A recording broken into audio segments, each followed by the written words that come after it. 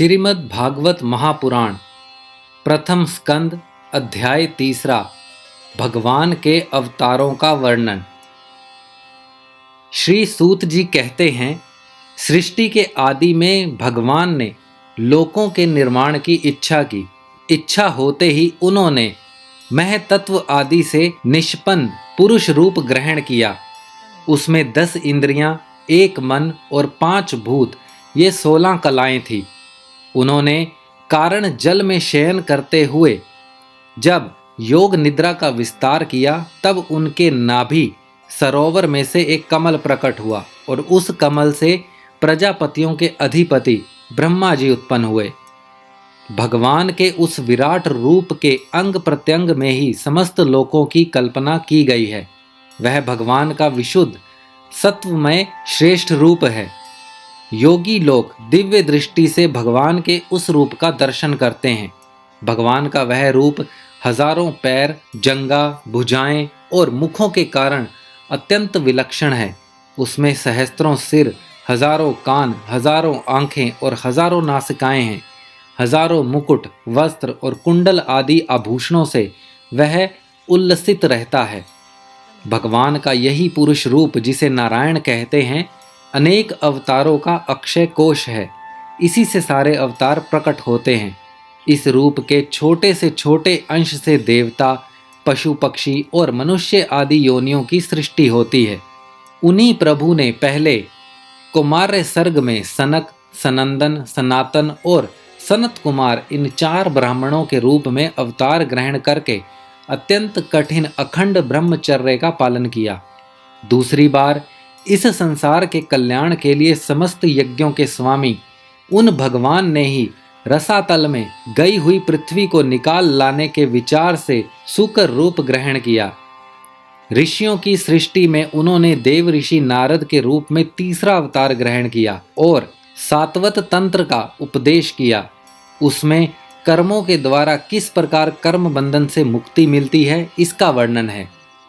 धर्मपत्नी मूर्ति के गर्भ से उन्होंने नर नारायण के रूप में चौथा अवतार ग्रहण किया। इस अवतार में उन्होंने ऋषि बनकर मन और इंद्रियों का सर्वथा संयम करके बड़ी कठिन तपस्या की। 5वें अवतार में वे सिद्धों के स्वामी कपिल के रूप में प्रकट हुए और तत्वों का निर्णय करने वाले सांख्य शास्त्र का, जो समय के फेर से लुप्त हो गया था, आसुरी नामक ब्राह्मण को उपदेश किया। अनुसुईया के वर मांगने पर 6ठे अवतार में अत्रि की संतान दत्तात्रेय हुए। इस अवतार में उन्होंने अलर्क एवं प्रहलाद आदि को ब्रह्म ज्ञान का उपदेश किया। 7वीं बार रुचि प्रजापति की अकूति नामक पत्नी से यज्ञ के रूप में उन्होंने अवतार ग्रहण किया और अपने पुत्र याम आदि देवताओं के साथ स्वयंभू मनवंतर की रक्षा की। राजा नाभि की पत्नी मेरु देवी के गर्भ से ऋषभ देव के रूप में भगवान ने 8वां अवतार ग्रहण किया। इस रूप में उन्होंने परम हंसों का वह मार्ग, जो सभी आश्रमियों के लिए वंदनीय है, दिखाया। ऋषियों की प्रार्थना से 9वीं बार वे राजा पृथु के रूप में अवतीर्ण हुए। शौनक आदि ऋषियों, इस अवतार में उन्होंने पृथ्वी से समस्त औषधियों का दोहन किया था। इससे यह अवतार सबके लिए बड़ा ही कल्याणकारी हुआ। चाक्षुष मनवंतर के अंत में जब सारी त्रिलोकी समुद्र में डूब रही थी, तब उन्होंने मत्स्य के रूप में 10वां अवतार ग्रहण किया और पृथ्वी रूपी नौका पर बैठाकर अगले मनवंतर के अधिपति वैवस्त मनु की रक्षा की। जिस समय देवता और दैत्य समुद्र मंथन कर रहे थे, उस समय 11वां अवतार धारण करके कच्छ रूप से भगवान ने मंदरांचल को अपनी पीठ पर धारण किया। 12वीं बार धन्वंतरी के रूप में अमृत लेकर समुद्र से प्रकट हुए और 13वीं बार मोहिनी रूप धारण करके दैत्यों को मोहित करते हुए देवताओं को अमृत पिलाया। 14वें अवतार में उन्होंने नरसिंह रूप धारण किया और अत्यंत बलवान दैत्यराज हिरण्यकशिपु की छाती अपने नखों से अनायास ही इस प्रकार फाड़ डाली, जैसे चटाई बनाने वाला सींग को चीर डालता है। 15वीं बार वामन का रूप धारण करके भगवान दैत्यराज बलि के यज्ञ में गए। वे चाहते तो त्रिलोकी का राज्य, परंतु मांगी उन्होंने केवल 3 पग पृथ्वी। 16वें परशुराम अवतार में जब उन्होंने देखा कि राजा लोग ब्राह्मणों के द्रोही हो गए हैं, तब क्रोधित होकर उन्होंने पृथ्वी को 21 बार क्षत्रियों से शून्य कर दिया। इसके बाद 17वें अवतार में सत्यवती के गर्भ से पराशर जी के द्वारा वे व्यास के रूप में अवतीर्ण हुए। उस समय लोगों की समझ और धारण शक्ति कम देखकर अपने वेद रूप वृक्ष की कई शाखाएं बना दी। 18वीं बार देवताओं का कार्य संपन्न करने की इच्छा से उन्होंने राजा के रूप में राम अवतार ग्रहण किया और सेतु बंधन, रावण वध आदि वीरतापूर्ण बहुत सी लीलाएं की।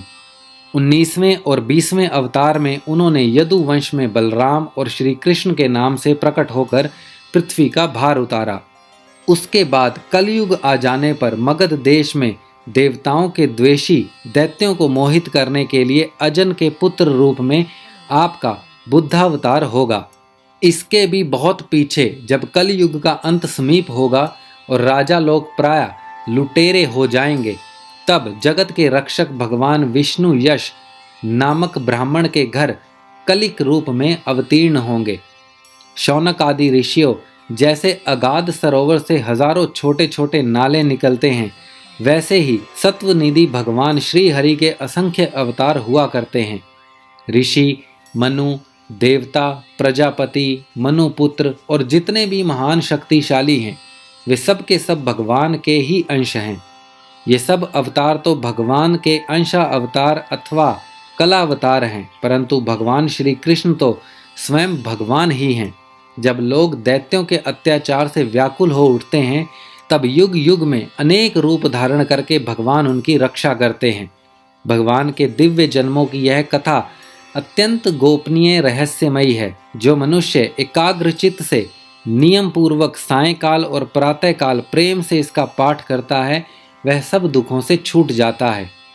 प्राकृत स्वरूप रहित चिन्मय भगवान का जो यह स्थूल जगदाकार रूप है, यह उनकी माया के महत्व आदि गुणों से भगवान में ही कल्पित है। जैसे बादल वायु के आश्रय रहते हैं और घुसर्पना धूल में होता है, परंतु अल्प बुद्धि मनुष्य बादलों का आकाश में और घुसर्पने का वायु में आरोप करते हैं, वैसे ही अविवेकी पुरुष सबके साक्षी आत्मा में स्थूल दृश्य रूप जगत का आरोप करते हैं। इस स्थूल रूप से परे भगवान का एक सूक्ष्म अव्यक्त रूप है, जो ना तो स्थूल की तरह आकार आदि गुणों वाला है और ना देखने सुनने में ही आ सकता है। वही सूक्ष्म शरीर है। आत्मा का आरोप या प्रवेश होने से यही जीव कहलाता है और इसी का बार बार जन्म होता है। उपर्युक्त सूक्ष्म और स्थूल शरीर अविद्या से ही आत्मा में आरोपित है। जिस अवस्था में आत्म स्वरूप के ज्ञान से यह आरोप दूर हो जाता है, उसी समय ब्रह्म का साक्षात्कार होता है। तत्वज्ञानी लोग जानते हैं कि जिस समय यह बुद्धि रूपा परमेश्वर की माया निवृत्त हो जाती है, उस समय जीव परमानंदमय हो जाता है और अपनी स्वरूप महिमा में प्रतिष्ठित होता है। वास्तव में जिनके जन्म नहीं है और कर्म भी नहीं है, उन हृदयेश्वर भगवान के अप्राकृत जन्म और कर्मों का तत्वज्ञानी लोग इसी प्रकार वर्णन करते हैं, क्योंकि उनके जन्म और कर्म वेदों के अत्यंत गोपनीय रहस्य हैं। भगवान की लीला अमोघ है। वे लीला से ही इस संसार का सृजन, पालन और संहार करते हैं, किंतु इसमें आसक्त नहीं होते। प्राणियों के अंतःकरण में छिपे रहकर ज्ञानेंद्रियों और मन के नियंता के रूप में उनके विषयों को ग्रहण भी करते हैं, परंतु उनसे अलग रहते हैं। वे परम स्वतंत्र हैं। ये विषय कभी उन्हें लिप्त नहीं कर सकते। जैसे अनजान मनुष्य जादूगर अथवा नट के संकल्प और वचनों से की हुई करामातों को नहीं समझ पाता, वैसे ही अपने संकल्प और वेदावाणी के द्वारा भगवान के प्रकट किए हुए इन नाना नाम और रूपों को तथा उनकी लीलाओं को कुबुद्धि जीव बहुत सी तर्क युक्तियों के द्वारा नहीं पहचान सकता। चक्रपाणी भगवान की शक्ति और पराक्रम अनंत है, उनकी कोई था नहीं पा सकता। वे सारे जगत के निर्माता होने पर भी उससे सर्वथा परे हैं। उनके स्वरूप को अथवा उनकी लीला के रहस्य को वही जान सकता है जो नित्य निरंतर निष्कपट भाव से उनके चरण कमलों की दिव्य गंध का सेवन करता है, सेवा भाव से उनके चरणों का चिंतन करता रहता है। शौनक आदि ऋषियों, आप लोग बड़े ही सौभाग्यशाली तथा धन्य हैं, जो इस जीवन में और विघ्न बाधाओं से भरे इस संसार में समस्त लोकों के स्वामी भगवान श्री कृष्ण से वह सर्वात्मक आत्मभाव, वह अनिर्वचनीय अनन्य प्रेम करते हैं, जिससे फिर इस जन्म मरण रूप संसार के भयंकर चक्र में नहीं पड़ना होता। भगवान वेद व्यास ने यह वेदों के समान भगव चरित्र से परिपूर्ण भागवत नाम का पुराण बनाया है। उन्होंने इस शलाघन्य कल्याणकारी और महान पुराण को लोगों के परम कल्याण के लिए अपने आत्मज्ञानी शिरोमणि पुत्र को ग्रहण करवाया। इसमें सारे वेद और इतिहासों का सार संग्रह किया गया है। शुकदेव जी ने राजा परीक्षित को यह सुनाया। उस समय वे परम ऋषियों से घिरे हुए आमरण अनशन का व्रत लेकर गंगा तट पर बैठे हुए थे। भगवान श्री कृष्ण जब धर्म ज्ञान आदि के साथ अपने परम धामों को पधार गए, तब इस कल युग में जो लोग अज्ञान रूपी अंधकार से अंधे हो रहे हैं, उनके लिए यह पुराण रूपी सूर्य इस समय प्रकट हुआ है।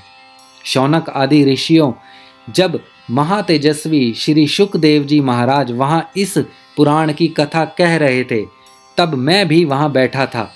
वहीं मैंने उनकी कृपापूर्ण अनुमति से इसका अध्ययन किया। मेरा जैसा अध्ययन है और मेरी बुद्धि ने जिस प्रकार इसको ग्रहण किया, उसी के अनुसार इसे मैं आप लोगों को सुनाऊंगा।